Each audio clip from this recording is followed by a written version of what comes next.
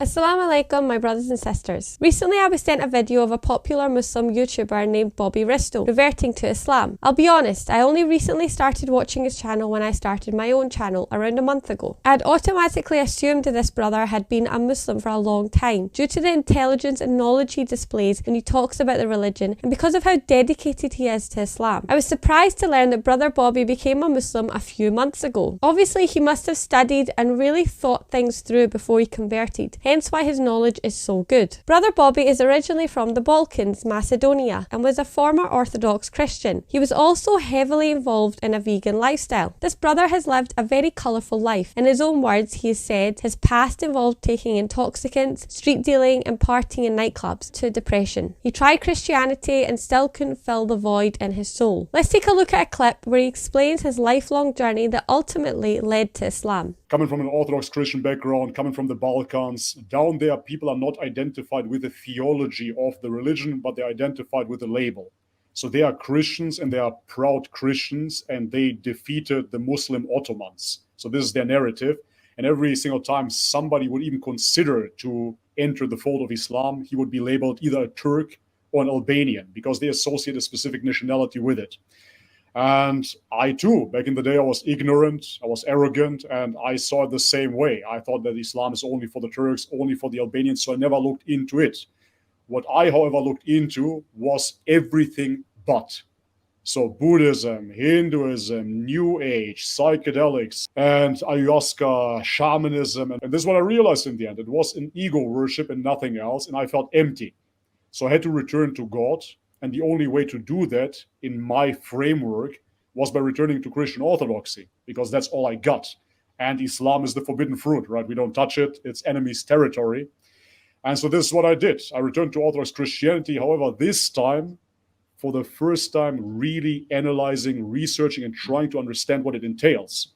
And this means that I was the first one in my family to do so. And once I researched it, I simply couldn't stick with it anymore. I couldn't be at peace because it was going against everything that I believed, which is basically there is one God. And this is why I decided then to debunk Islam. Because if I accomplish debunking Islam, then finally Christianity will make sense again. And this is why I opened up the Quran for the very first time. And once I started reading it, there was no going back anymore. Once I opened that book, for me it was done. Because that book spoke about nothing else but worshiping one God alone. And I couldn't believe that my belief was found in that book. I couldn't believe that it was essentially like a mirror, just reflecting back to me what I believed already. And this was the shock to me. And I said, now everything falls into place. So I can finally let go of that belief system that Jesus is God.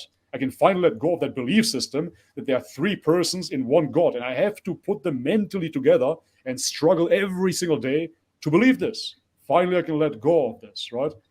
But at that point, I wasn't ready to embrace Islam. I simply took the Quran's word for it and said, maybe this is a clarification for us Christians as well, right? But what does that entail? Once you accept that Jesus is not God, then the whole crucifixion crumbles as well, because what's the purpose then? So Jesus is who? The Son of God, a messenger, but then he's been sent by God to forgive all of our sins, and God cannot do that by himself? That didn't make any sense either. The more I read the Quran, it simply destroyed my previous misconceptions finally, or new held beliefs that I forced upon myself, and ultimately I had to embrace Islam. There was no choice anymore. Yet again, coming from the Balkans, I don't want to go into too much detail because it is my family, so therefore I want to respect this. But I have not one supportive family member, quite the opposite. They all cut the contact with me. So I don't have any contact with my father, mother, or sister anymore because I accepted Islam. So that is something that is heartbreaking, but it is the truth. I accepted the truth because it is the truth, not because it is pleasant, not because I get any benefit, material benefits out of it, just because it is the truth. And that is the whole reason behind it. So therefore, anybody that was thinking this is some sort of publicity stunt or whatnot, you have to understand that reverting from my position is not a walk in the park.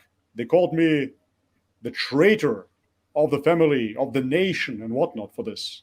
So I have everything to lose basically in this world. but at the same time, everything to gain in the hereafter. So therefore, Allahu Akbar, I'm happy. MashaAllah, what an amazing story. The brother addressed so many major points here. But firstly, we must show our respect to this man for being so open-minded and fair, to go against the things his country and family taught him in the name of truth. SubhanAllah, this brother basically put everything on the line for the deen. He basically reversed what he learned from his upbringing, which is very difficult to do, from his culture viewing Muslims as enemies and his family having cutting ties with him due to his reversion. This man is brave, and we should all make dua for Brother Bobby to reunite him with his family in time, inshallah. I also like the point he made about how he explored other faiths, which made him develop a spiritual ego which he began to worship. And again, it led to nowhere until he surrendered himself to Allah subhanahu wa ta'ala. God works in mysterious ways. Many people just believe in their religion dogmatically. It's amazing how he decided to study Christianity and at the same time debunk Islam. And in turn, he found Islam to be the stronger faith that made more sense, and it resulted in the Christian Trinity theory being debunked instead. We should all look at our belief systems, not only to discover what is required of us by our faith, but also to understand why we believe what we believe and the depth of meaning behind it. Let's take a look at the next clip where Brother Bobby discusses his Shahada. And so I'm thinking to myself, man, I have to submit. This is too much. I have to submit. I have to say the Shahada. This is it. However, because I promised Sheikh Uthman we're going to do it together, I'm writing him, hey man, I need to do the Shahada. What's up with you? And he tells me it's going to be here in God knows how many weeks. I said, okay, it is what it is. I already accepted in my heart. Now I can only pray to God to preserve me till then. And I'm going to wait, and I'm going to keep my promise, and then we're going to do it here. So it was due to a certain medication they prescribed me here, really 2 days before I took my Shahada, that I was actually able to get out of bed and do the Shahada physically. Otherwise, I couldn't even get the strength to get out, So it all lined up like that. And before Ramadan, finally, I reverted, So this was for me the biggest blessing, that Allah chose it so beautifully and that I get to experience Ramadan, the blessed month. For me, this is absolutely mind-blowing still to this very day. Of course, I had doubts. So the first doubt that I had was that I won't be able to fully accept Islam and commit to it because I knew myself and I know my past. So during my past, I went through all kinds of different ideologies, theologies, diets, and whatnot. So my biggest fear was truly that I won't be able to commit to it because I will find something within it that will then put me off it again. And there was a legitimate fear in myself because I know myself and I know what I've been through. That was the biggest one. And therefore, after opening up the Quran, as I said already, there I witnessed the truth within that book. However, I was trying to find the faults and the mistakes within Islam. I was fighting something very irrational in the end. It was not rational anymore.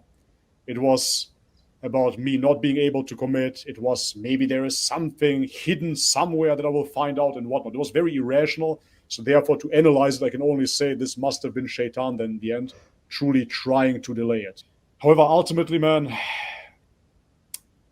if you have the message of one God, what is there not to accept?